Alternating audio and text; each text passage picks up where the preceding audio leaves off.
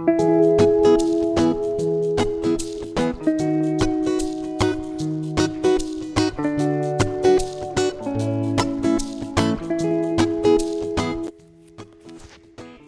araw po mga kababayan.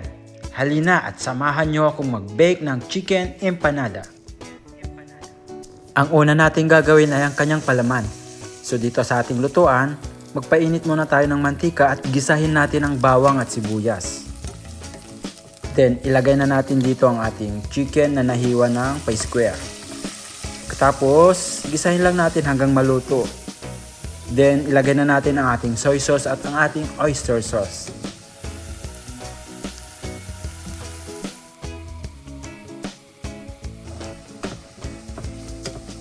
Pagkatapos, isunod naman nating ilagay ang mga gulay.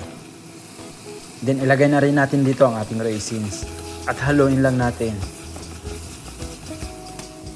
Then ilagay na natin ang ating salt and pepper. And next step is ilalagay natin dito yung nalusaw na cornstarch.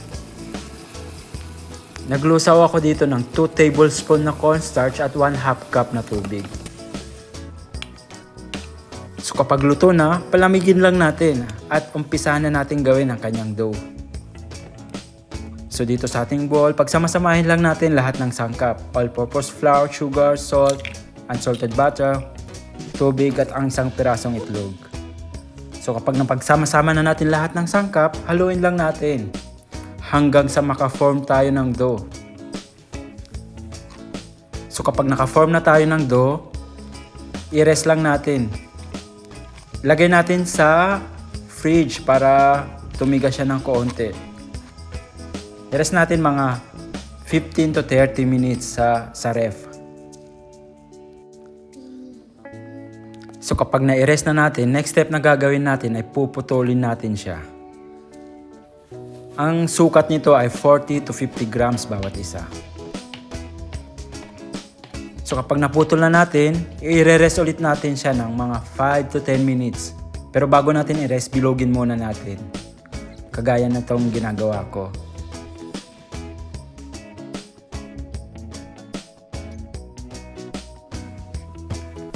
So kapag na-i-rest na natin, ang next step na gagawin natin ay lalagyan na natin siya ng palaman. So basically, palaparin lang natin at lagyan natin ng palaman sa gitna. Then itupin natin at isil natin sa mga edges.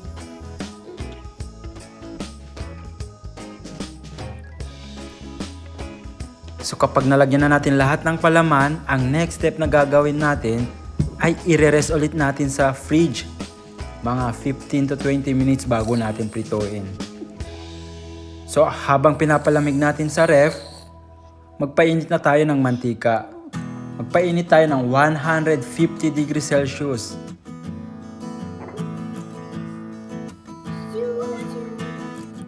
So dapat ang mantika natin dito ay dapat kalahati sa ating lutuan para ma-deep fry natin siya. So basically, ang pagluluto dito ay lutuin lang natin magkabilaan hanggang sa maging golden brown na siya. So kapag ganito na ang kanyang kulay, ibig sabihin luto na siya.